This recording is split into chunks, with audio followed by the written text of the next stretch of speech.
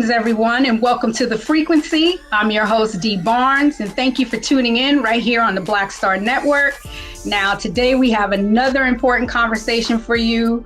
It's sensitive matters, but it's a necessary discussion we're about to have, and it's about the erasure of women, especially when they have their contributions erased due to some traumatic event. All of a sudden, that traumatic event becomes the lightning rod for everything that they're about, which is not the case. Today, my special guest, I've been dying to have this sister on. She's one of my favorite people. She's an inspiration to me, actually. She's a former A&R director, and she's behind some of the most iconic music collabs you have heard. You know her work. You might not be familiar with her, but you know her work. And we're going to get into her whole history because I really wanted to platform her and discuss her legacy, because it seems like women always have to defend their legacy, especially in any industry, basically. But in particular, we're talking about the music industry. And trigger warning for everyone, we're going to get into some sensitive topics. So I just want everybody to be aware, because we will be dealing with things of rape culture in particular. So I got to bring in my sis. Thank you so much for your time, Drew Dixon. Thank you for having me, Dee. Yes. I'll see you right back. Virtual hug, and virtual flowers, because this is, I've been wanting to get you on for the longest. And what really prompted me immediately was watching you on Twitter have to defend your legacy. So we're gonna get into all of that. But first, I want to start at the beginning. Your influences, where you grew up. Let's start there, because I do know you're from DC, and let me tell you, between go-go music and Bad Brains, I need to know. So tell me. Yes. First of all, just thank you for having me. Thank you for everything you do and everything you have done. Oh, it's an honor. It's an honor, really. It's an honor. It's an honor for me. Long before I even started answering phones, Jive Records, I was watching Pump It Up. So it's really an honor to be here with you. Amazing. I am from DC.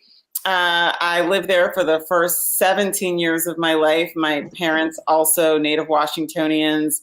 My mom actually was the first Black female mayor of a major city. She was the mayor of Washington, DC from 1991 to 1995.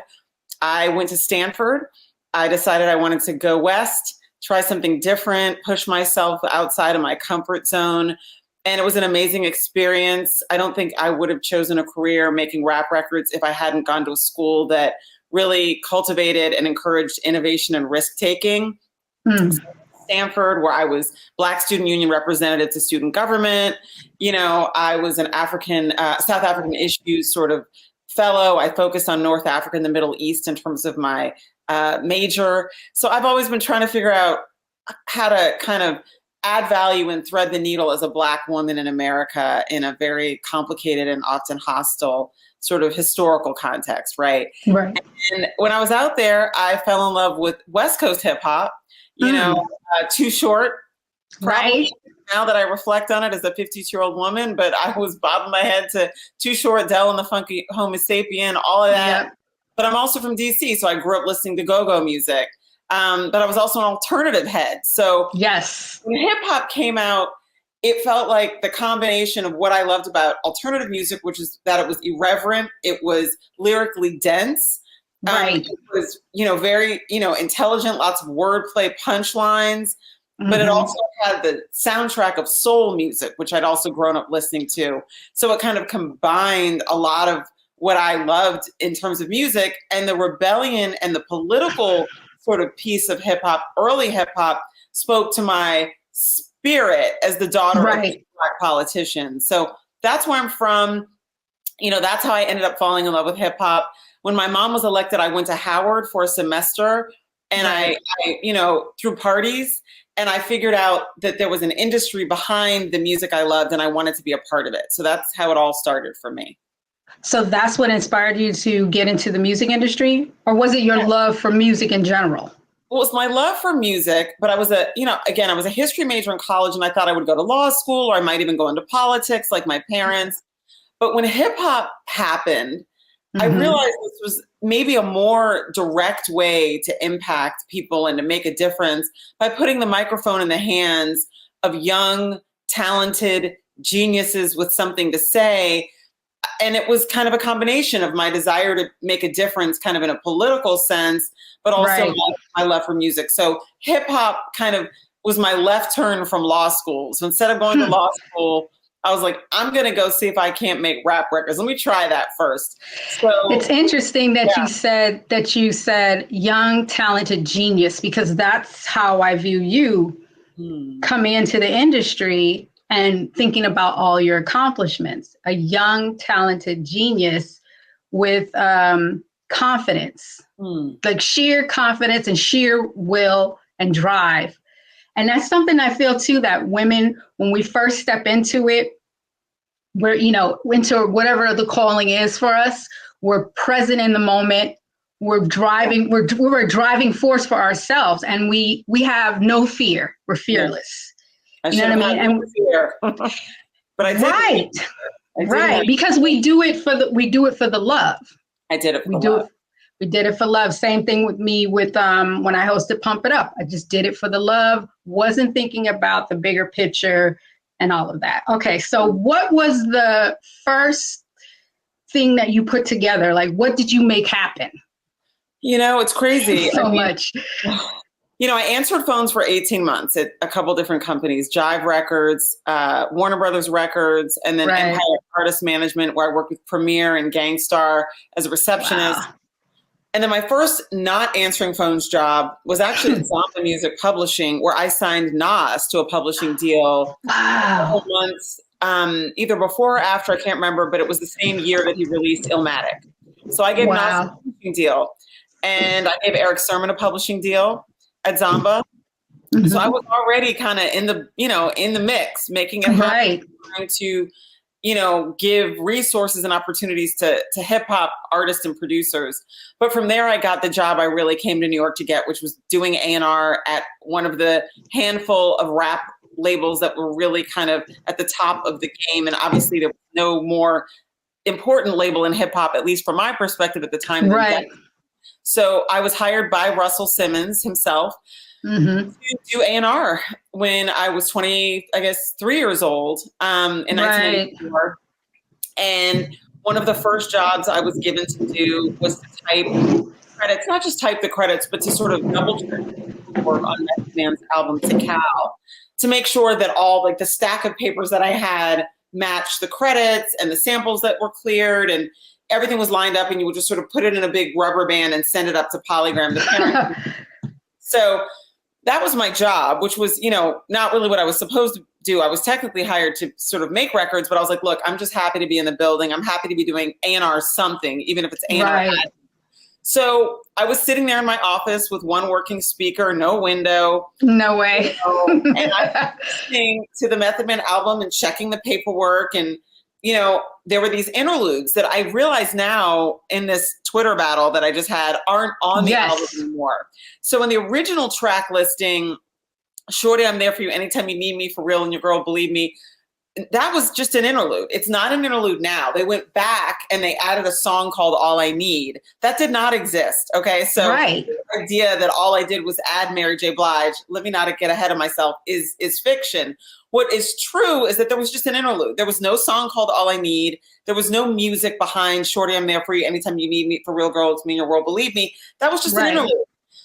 And I was blown away. I was like, this is so beautiful. This is so selfless. And it's real love. It's a real relationship that he's describing, that Method Man was describing, love and partnership and mutual respect. Mutual respect. When we come back, Drew tells us the whole story behind the Method Man featuring Mary J. Blige's classic hit, I'll Be There For You, You're All I Need to Get By. You don't want to miss it.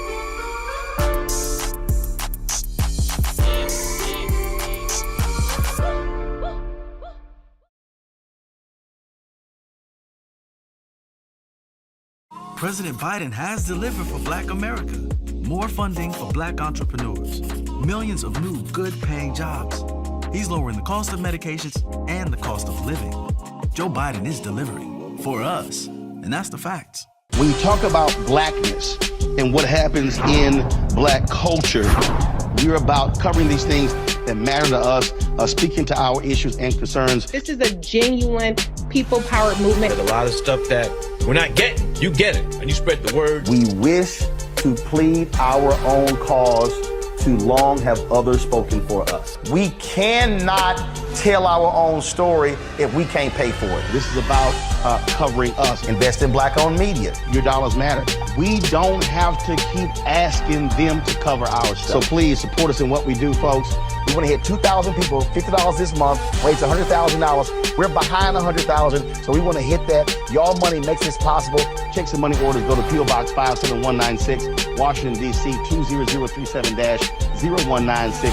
The Cash App is $RM Unfiltered. PayPal is R Martin Unfiltered. Venmo is RM Unfiltered. Zelle is Roland at RolandSMartin.com.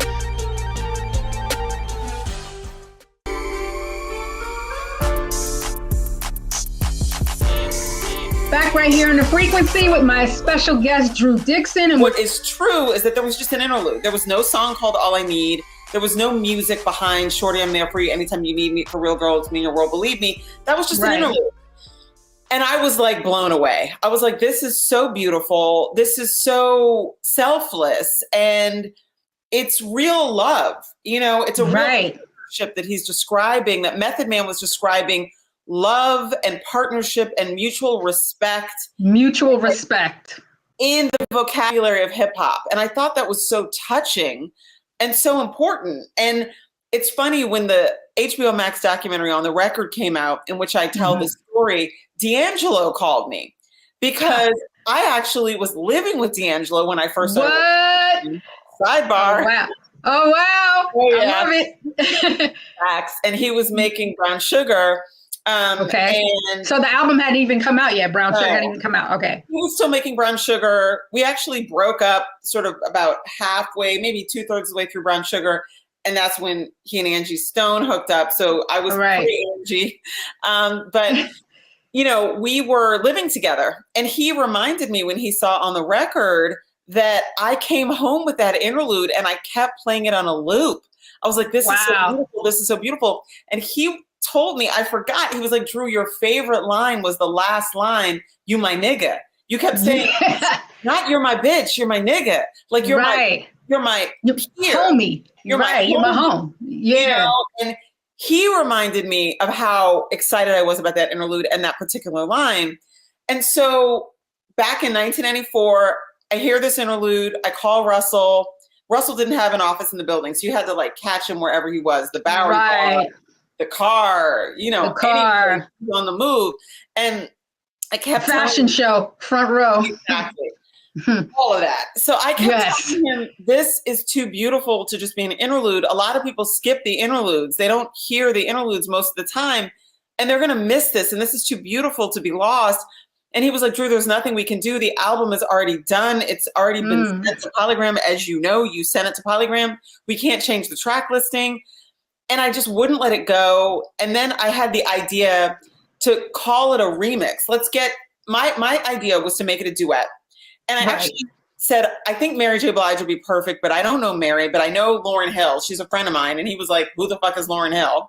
So I was like, you gotta be kidding me. Okay. I'm not kidding. This is after the first Fugees album, but before the score. And when I said my friend Lauryn Hill might want to do the duet with Method Man, he literally was like, who the fuck is Lauryn Hill? In fact, I did a song with Lauryn back when I was at Def Jam that you can find on YouTube called The Perfect Match. It's a poem I wrote about D'Angelo that Lauryn sang in the studio when we were in. Wait. Now you just blew my mind, because now that's the songwriting. That's songwriting. That's not just putting it together, not just the production, but wow. Well, it's called The Perfect Match? It's called The Perfect Match. It's Lauryn Hill and this artist I signed at Def Jam called Kali Ranks. And Lauryn and Kali were going to do a record over The Perfect Match from School Days, that track. That was the idea. And we were in Battery, and Lauryn started freestyling, and I had my wizard where I'd written this poem. Wizards were like little electronic Rolodexes. I remember that. You could even hear like her bracelets, like she's scrolling through the wizard, and she starts singing. She created a melody. I mean, she wrote the melody live to this poem. And then she started freestyling past the poem. But this, like, it's crazy because it was a poem I'd written about D'Angelo that was in my Wizard that Lauren sang to this track with this artist, Collie Ranks, that I'd signed. So Lauren and I were friends like that, like to the point that she was in the lab making a record, you know, bless her, like just really one of the honors of my life and career is the time I've had, you know, working in and around her genius. And so I suggested Lauren to Russell for the duet because I didn't know how to reach Mary J. And so then he was like, well, I don't know who that is, but if you can get Puffy to get Mary's vocals on this, then I will let you try it. I called Puffy. I left a message. I guess he told me to drop off the DAT, the little mini tape. Yeah, I remember those. Yep. With the interlude, which I hand delivered to Bad Boy Records on 19th. I left it with his assistant. And by the time I got back to my desk, Puffy had left me a voice message on my answering machine saying, Drew, this is incredible. I love this. You're right. I can call Mary, but here's my idea. So it was his idea to cover the Tammy Terrell Marvin Gaye song, You're All I Need to Get By. I called Puffy. He asked me to sing the Tammy Terrell part. He did the children's story beat. And he was like, this is my idea. Book Hit Factory, Studio A. And I was like, yo, done. And I booked it. And, you know, we got the, you know, whatever the, you know, we got it paid for. Right. And that's how that record came to be. That is so incredible. Is then I was so excited about it. Wait. I want to hear the other part. I'm going to take a quick break. I'm going to take a quick break because this is amazing, especially you songwriting. That just blew my mind. We'll be back, you guys, on The Frequency right here on the Black Star Network.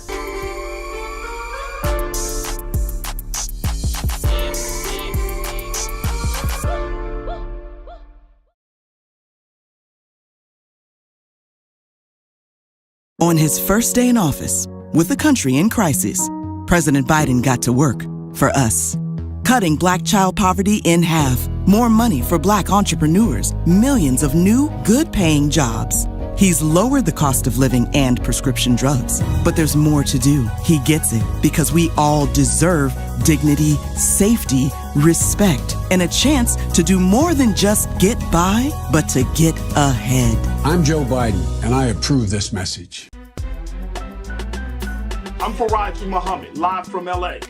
And this is The Culture. The Culture is a two-way conversation, you and me. We talk about the stories, politics, the good, the bad, and the downright ugly. So join our community every day at 3 p.m. Eastern and let your voice be heard. Hey, we're all in this together. So let's talk about it and see what kind of trouble we can get into. It's The Culture, weekdays at 3, only on the Black Star Network.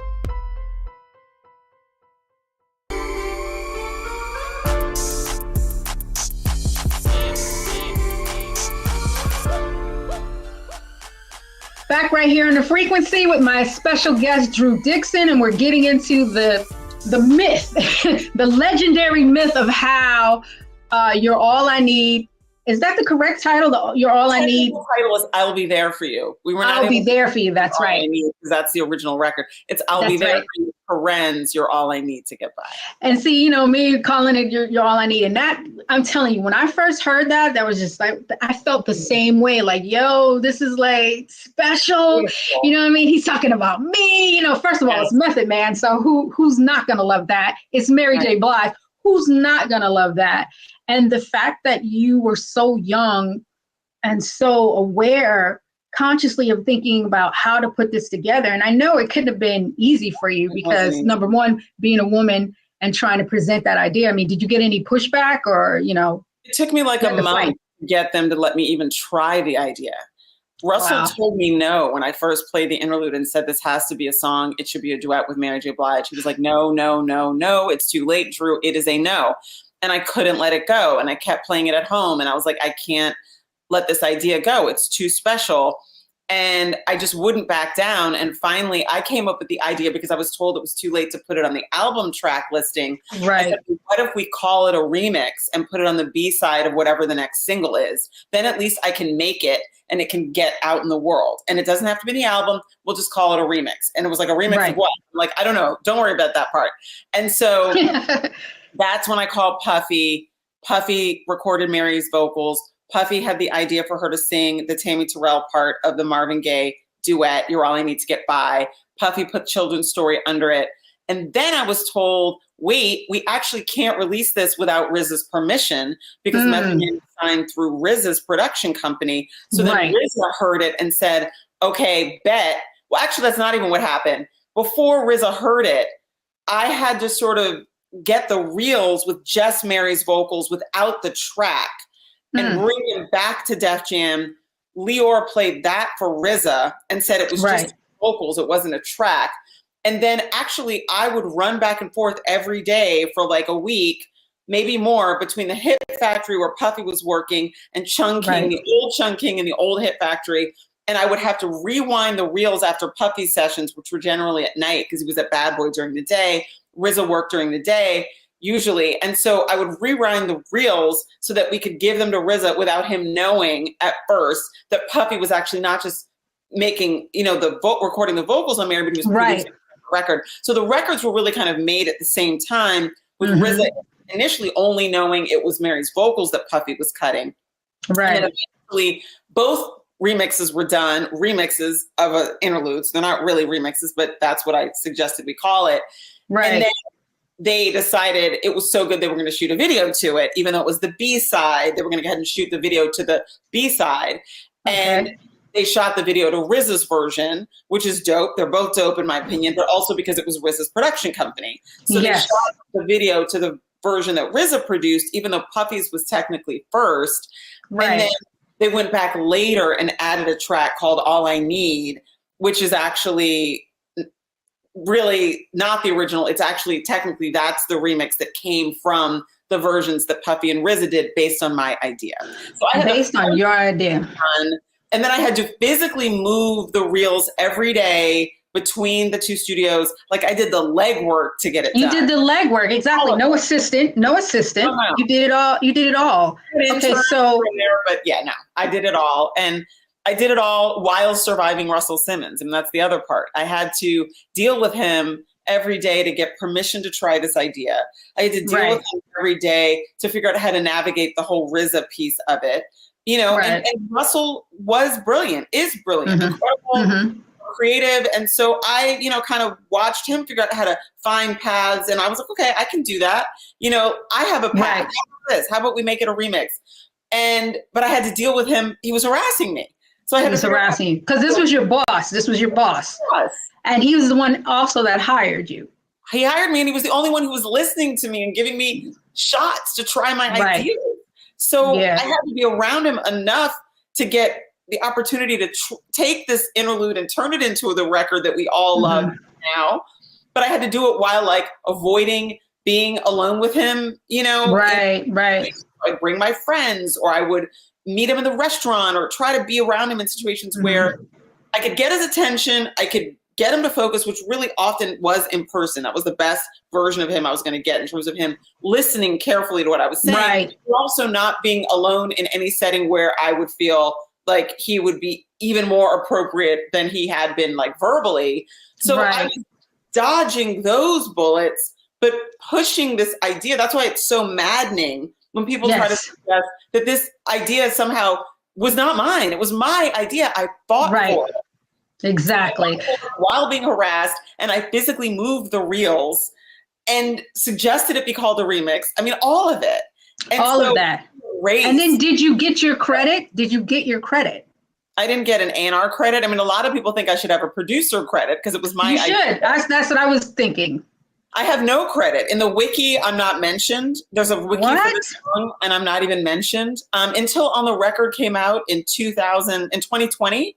This story was not even known. I mean, I would hear this story in Urban Outfitters with my kids, and I would be like, I helped, I'm the reason the song. They're like, Mom, stop. We're tired of stories. You don't even have any money. Girl, shut up. So I'm not Mom, stop. And so, what's painful for me is that I was driven out of the industry by harassment and assault. And not only did I lose the career and the livelihood that I worked so hard to build for myself from the very bottom answering phones, I also was erased from the entire story. There were records that were coming all the time. Maria, My Love Is Your Love, A Rose is Still a Rose. I signed Q-Tip to a solo deal when he put out Vibrant Thing. I signed Brand Nubian to a Reunion album. I mean, I could go on, and I was erased. You know, I A&R'd The Boy Is Mine. I A&R'd It's Not Right, But It's Okay. You know, and I was just completely erased from the story of all of these records that I helped to make, largely by connecting people from my world, which is hip hop, to Clive Davis's world when I started working at Arista, so that these hip hop producers could work with major pop stars. And I was erased. I mean, my trauma was forgotten by everyone but me. My triumphs were forgotten by everyone but me. And it's been really painful to carry that and to just be so small because someone else did. Exactly. And I absolutely, first of all, I want to say I'm so sorry that, you even had to go through that. Women deal with that all the time, being harassed at work.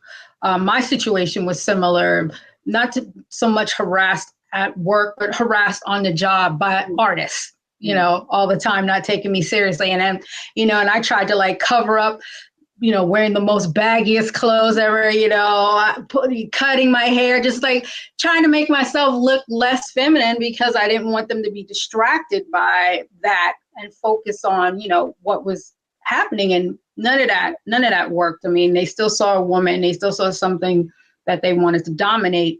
And I feel like that happens a lot where our legacies get erased and replaced by the trauma. And all of a sudden we become known for that thing. I take my story, for example, hosting the show Pump It Up, having the incident with Dre. No one talks about the show. They only talk about me in reference to that incident, which is why I want to, it's so unfair. And we're going to really break that down. I want to. It's a whole separate trauma. It's a separate trauma. What happens to our career and the erasure of our talent and contribution is its own trauma in its own bucket. Right. There's the rape by Russell Simmons. There's the harassment I experienced later at Arista, which drove me from the music industry completely. But then there's the erasure of my contribution and the fact that I was their peer in terms of my ability. That's a trauma unto itself. Right. Right. How did you manage that? How did you deal with it? I thought I was dealing with it. And then I look back and I'm healing and I'm realizing that I was just sort of sleepwalking. I left the industry. I went to business school. I got married. I had 2 kids. I came back briefly and ran John Legend's label. And actually during that 2-year period, I had the idea to call Kanye West and put him on American Boy. So that was your idea. Once again, like I hit, when I met John Legend, I mean, I actually tried to sign John. But when I met him to talk about running his label, he played me Estelle's album, which was great, but he thought it was done. And I was like, I don't hear a single. And he was like, oh, there's this song called More Than Friends. That's the single. I was like, that's a really cool sort of top 20 R&B record, but that's not your John Legend. Like, come on, we got to, I worked for Clive. Like, we got to have 5 records that can compete in the top 10 of the Hot 100. And so I said, you call Will.i.am, you call Swizzy, I'll call Wyclef, let's call our people and make a record that's really competitive. And that's how American Boy got made. And it was dope, but Estelle correctly felt it was too pop to be a single. Meanwhile, we were waiting for Kanye to do a record for her because Kanye and John met Estelle at the same time, actually, back in LA in the Grammys, whatever. Okay. And he always said, I'll make a record for you, once you have a deal. And so he was going to honor that, but he was busy. So I finally said, how about this? Instead of waiting for Ye to make a record, why don't we get him to spit 18 bars or 16 or 24, whatever, on American Boy? Because that's already a hit. It's just too pop. But if Kanye spits on it, we've solved 2 problems. We get Ye and we get this record that's already a hit. We move it and make it more hip hop. And Kanye agreed. And then I actually called my old assistant, Lesvia Castro, who was at Universal at that time doing marketing and promotions. She pulled up his schedule. When we come back, what was Ye's Kanye schedule? And just how hard was it to get him on the track? Plus, the story behind Method Man's and Mary J. Blige's hit song, I'll Be There For You, You're All I Need to Get By, when we return right here on The Frequency on the Black Star Network.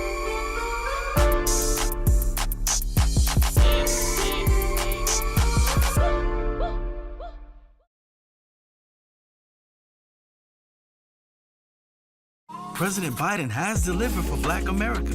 More funding for Black entrepreneurs. Millions of new good-paying jobs. He's lowering the cost of medications and the cost of living. Joe Biden is delivering for us, and that's the facts.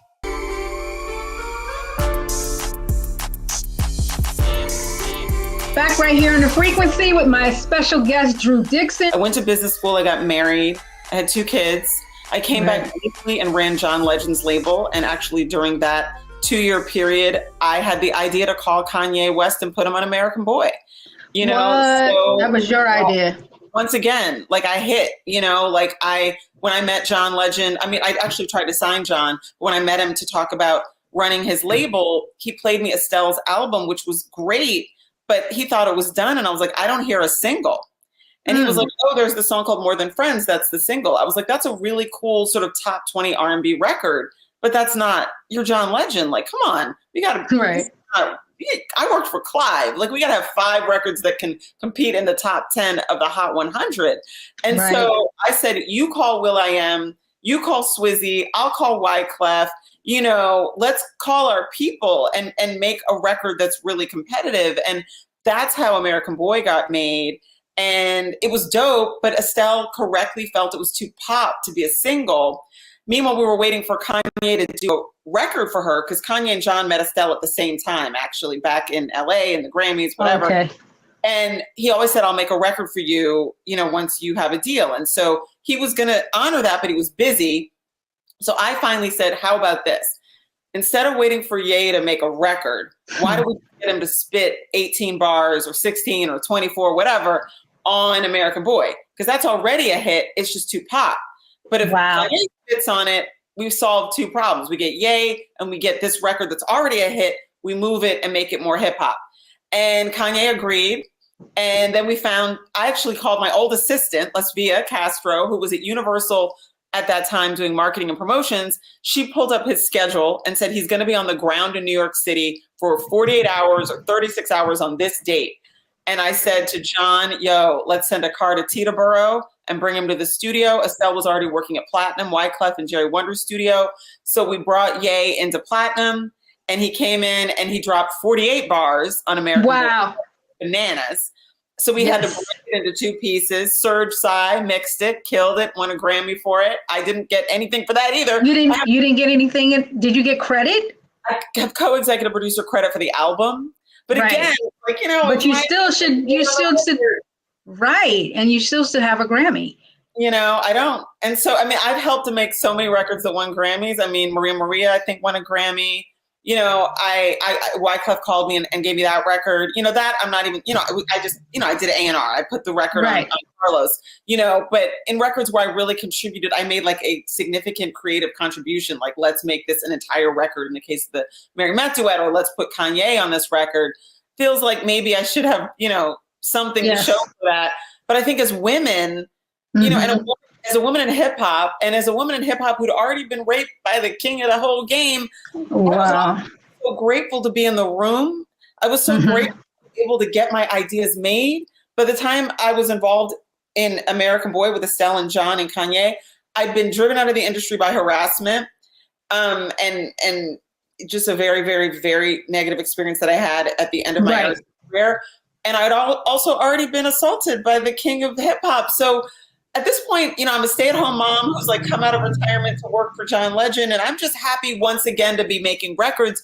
I don't have the confidence, you know, because I'm so broken by the stuff that's happened to me to say, wait a minute, like I also should be credited here, right? And so the trauma takes a toll because it just made me smaller. So I continue to do what I loved because I just, you know, I can't not make records. I love making records and I'm good at it, but excellent at it.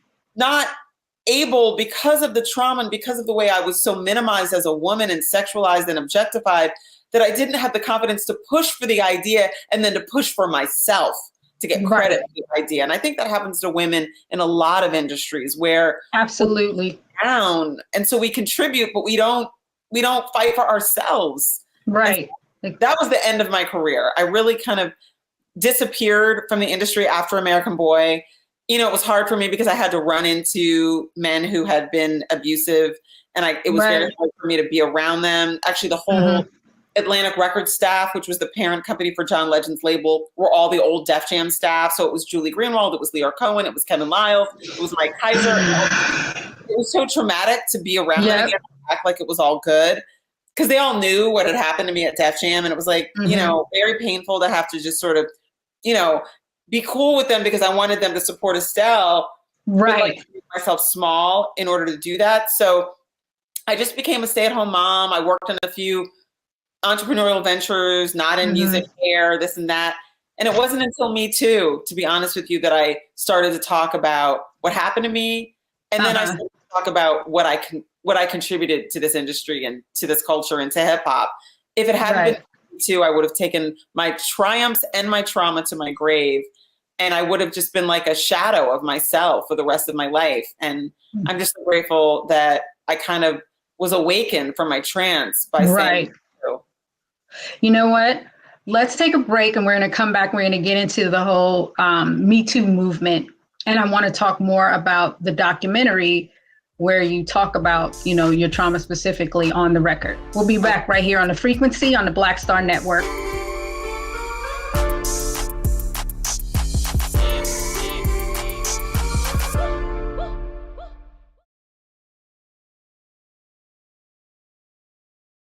On his first day in office, with the country in crisis, President Biden got to work for us.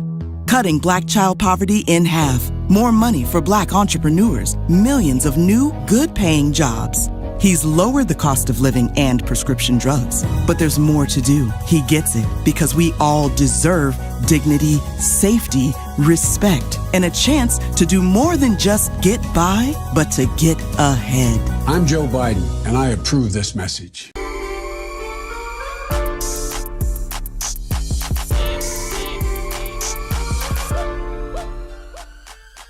All right, back right here on The Frequency with my guest, Drew Dixon. And we were just getting into, I just want to piggyback on what you said about your trauma making you small and walking away.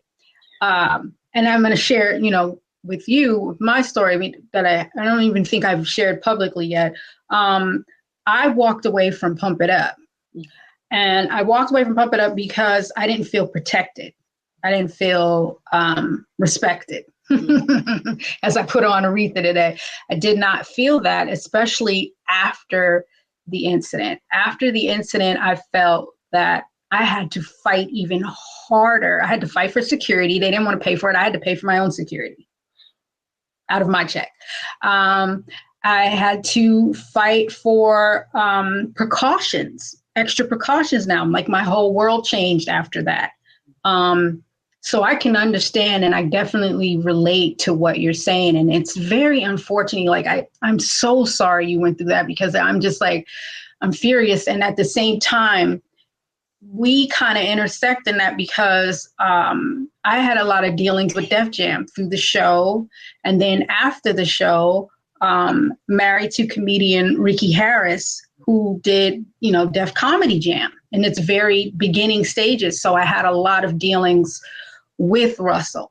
So I do understand and very familiar, and had heard things, but wasn't quite sure. So what made you take a stand for yourself and decide, okay, I'm going to tell my story? I just want to say again, though, Dee, how sorry I am for what happened to you, and that you had to pay for your own security, and that you weren't protected and respected. Because I just think it's emblematic of the way Black women are not protected and respected. And our pain is just seen as something we can handle because we're magic. And we're not magic. We bleed real blood. We cry real tears. Real tears. And absolutely. And we feel deeply. And I mean, especially to creative people like us, we feel very, very deeply. I mean, I do consider myself an empath, and you feel all of that type of energy. Yes. And there's just no sense of horror even when these things happen to us. I mean, even with Megan Thee Stallion, it's like, where is the shock and the outrage?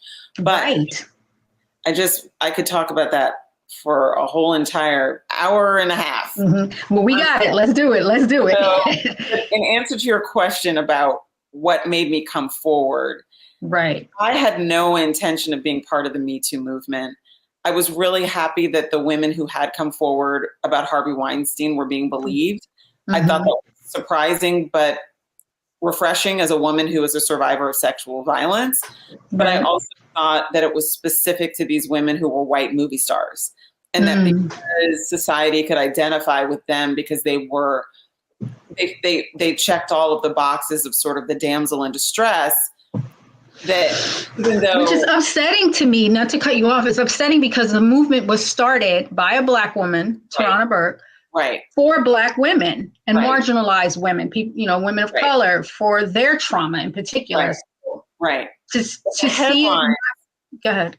Went to the, I mean, so it's complicated because yes, Tarana absolutely started Me Too to help Black women and girls and Black, you know, survivors, period, heal.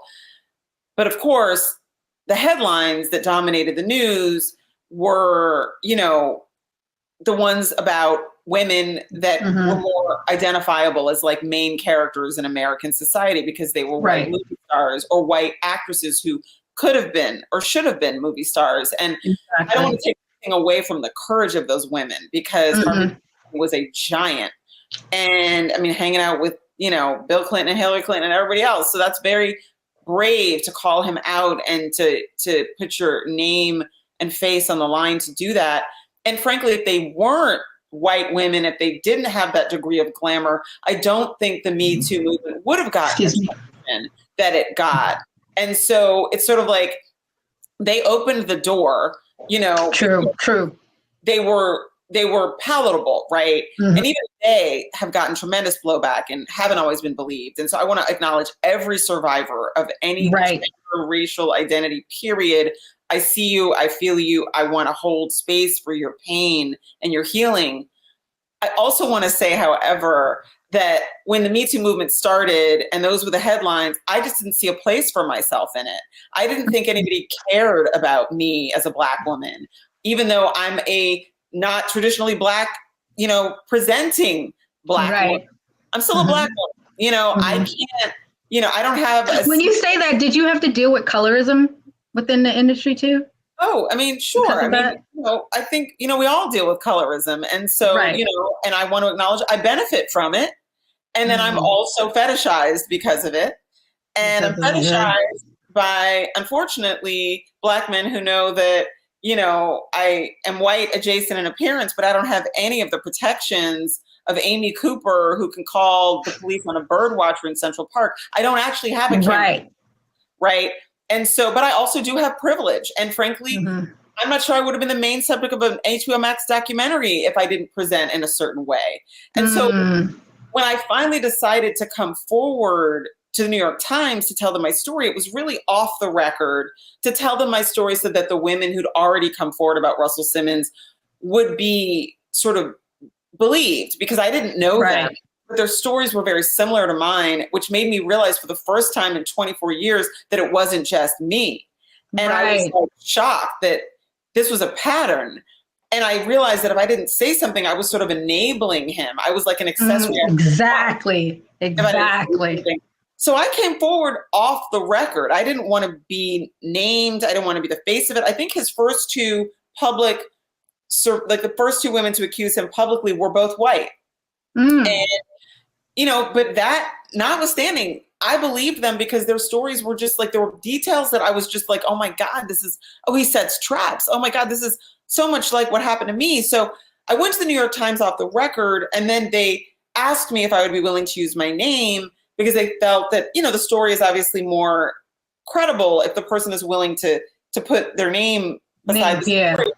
And then it occurred to me, because I was being filmed by these documentary filmmakers, just because coincidentally, the person who introduced me to Jodi Kantor, the New York Times, is a documentary filmmaker, and her husband is also a documentary filmmaker, and her husband was making a documentary about Me Too. I didn't know that. Wow. And it was a coincidence. I was literally talking with this woman at a parents' event about the Me Too movement. I mentioned I had a Me Too story. She introduced me to Jodi Kantor. I told her I'm actually going to go after like maybe a week or two of not wanting to talk to the New York Times. And then she connected me with her husband, who asked me if the cameras could follow me.